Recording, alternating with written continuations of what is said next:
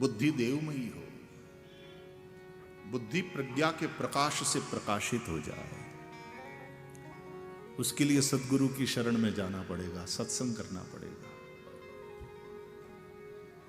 और मन विशुद्ध हो जाए उसके लिए सत्कर्म करना होगा।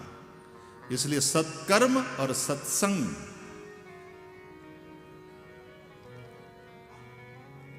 8 घंटा सत्कर्म करो, 8 से ज्यादा सत्कर्म करो, क्योंकि कर्म में हमारा अधिकांश समय जाता है, तो थोड़ा समय सत्संग भी करो।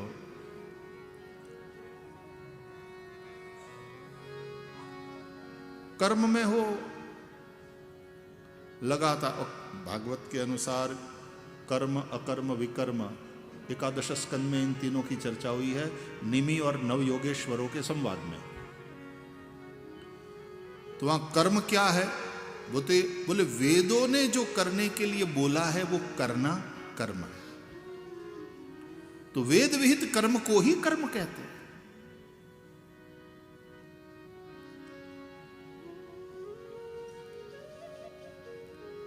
यज्ञार्थात कर्मणुन यत्र लोकोयम कर्म बंधनः।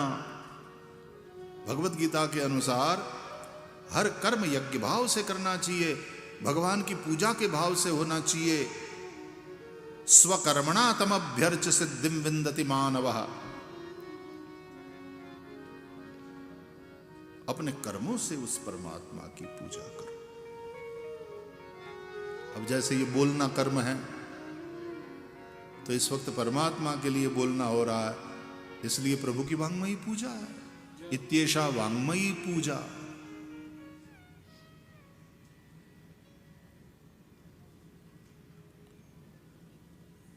कर्म सत्कर्म, इससे मन शुद्ध होता है।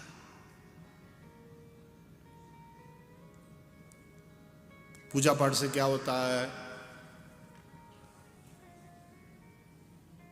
ये सब व्यर्थ टाइम, मनी और एनर्जी का वेस्टेज। उससे क्या होता है? माय डियर, क्लब में जाते हो, हेल्थ क्लब में, हेल्थ उसमें जाते हो, घंटा 1.5 घंटा वहां जाकर के एक्सरसाइज करते हो, क्या होता है? बोले उससे तो मैं फिट रहता हूं, मेरी इम्यूनिटी स्ट्रांग होती है। तो वो क्रिया फेल नहीं गई ना, उसका कोई परिणाम है ना। तो पूजा यज्ञ इत्यादि का भी परिणाम है, हर कर्म का परिणाम है।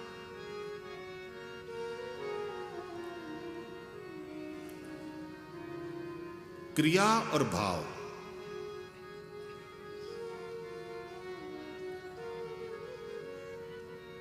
व्यवहार जगत में तुम भाव के अनुसार क्रिया करते हो। भाव आया, मन हुआ, सिनेमा देखने जाना है, निकले। मन किया पार्टी में जाना है, गए। भाव हुआ गुस्से वाला, खींचे किसी के ऊपर, लड़ पड़े। खुश हो गए, हंस दिए। प्रेम उमड़ आया, प्यार किए। करुणा से भर गए, किसी की मदद करी, किसी की सहायता करी। भाव के अनुसार क्रिया व्यवहार जगत में, लेकिन धर्म जगत में क्रिया के अनुसार भाव बनेगा। इसलिए जप करो, संध्या वंदन करो, पूजा पाठ करो, यज्ञ याग आदि करो। And remember one thing, nothing comes out of nothing, you are suppose to do something. और इसलिए नियम देते हैं गुरु कि ये करो बेटा, जब नियम से तूने 3 बार 3 माला तो जपनी है। इतने बजे उठो, स्नान आदि करके इस तरह से पूजा में बैठ जाओ, ये रहा तुम्हारा मंत्र, ये रही तुम्हारी माला, इस तरह से जपो। ये ध्यान की विधि है, इस तरह से मेडिटेट करो। क्रिया के अनुसार भाव बनेगा। धर्म जगत में, व्यवहार जगत में भाव के अनुसार क्रियाएं होने लगेंगी। भाव और क्रिया में गहरा संबंध है।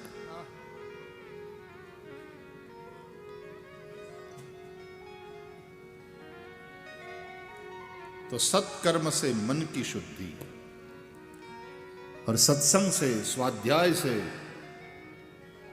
बुद्धि में प्रकाश। देवमयी बुद्धि देव की है, विशुद्ध मन वसुदेव है। You live in your emotions, you live in your actions, you live in your thoughts, and combination of these three, emotions, thoughts and actions, is your character. इन तीनों का जो कॉम्बिनेशन है उसको कहते हैं चरित्र।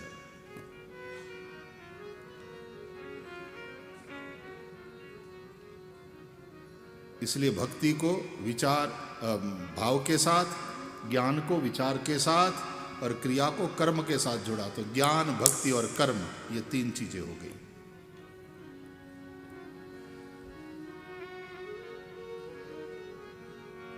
मैं रसोई घर में हूं आणि तिथे जाऊन आम्ही स्वयंपाक करतात।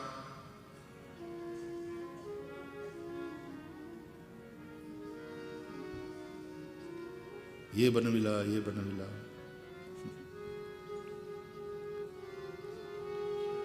कौन सी रसोई किस प्रकार करना चाहिए उसका ज्ञान मुझे होना चाहिए, और मुझे इनको बनाकर खिलाना है, ये भाव मुझ में होना चाहिए। नहीं तो ज्ञान क्या है? पति को खिलाने का भाव ही नहीं हो, गुरु को जिमाने का भाव ही नहीं हो, बच्चों को खिलाने का भाव ही नहीं हो। रेस्टोरेंट में जाके खा लो, बाहर जाके खा लो, लेकिन मम्मी हमको तो तुम्हारे हाथ का चाहिए, तुम कितना बढ़िया बनाती हो। मम्मी इतना बढ़िया बनाना जानती है, ये मम्मी का दोष है क्या? मम्मी को आराम से बैठने नहीं दोगे? थक गई मम्मी। भाव यदि ये हुआ, भाव तो कोई भी हो सकता है, लेकिन ये भाव कि नहीं, मैं अपने हाथ से बनाकर जिमाऊंगी और मुझे वो बनाना आता है। हाँ, आना भी चाहिए, नहीं तो बनाती तो है, बनाना कर्म है।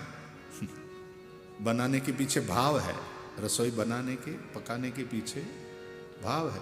लेकिन यदि अच्छी रसोई बनाना नहीं,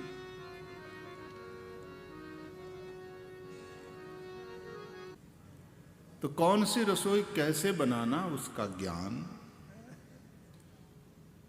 मैं अपने हाथ से बना करके अपने पति को जिमाऊंगी, ये भाव, और बनावे वो कर्म है ना। तो ज्ञान, भाव, भक्ति और कर्म तीनों मिल गए ना, तब बात बनी।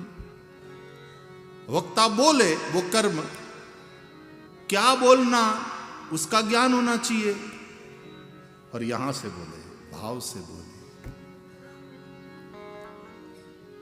ये भक्ति, तब कथा होती है।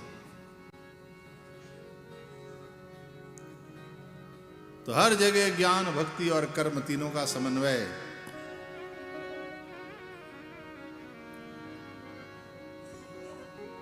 शिक्षक पढ़ावे कर्म, अपने सब्जेक्ट का पूरा पूरा ज्ञान होना चाहिए। और तीसरी बात, केवल पैसे के लिए ही नहीं पढ़ाया है, मैं अपने बच्चों को बहुत अच्छे अंक से पास होते देखना चाहता हूं। मेरा हर स्टूडेंट ब्राइट होना चाहिए, ये भाव।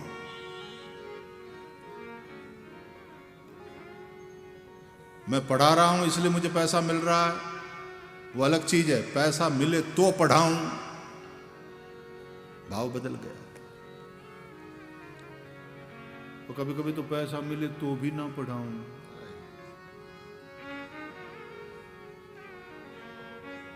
नौकरी नहीं छोड़नी है, छुट्टी छोड़ के विदेश कमाने चला जाना है, ऐसा होता है।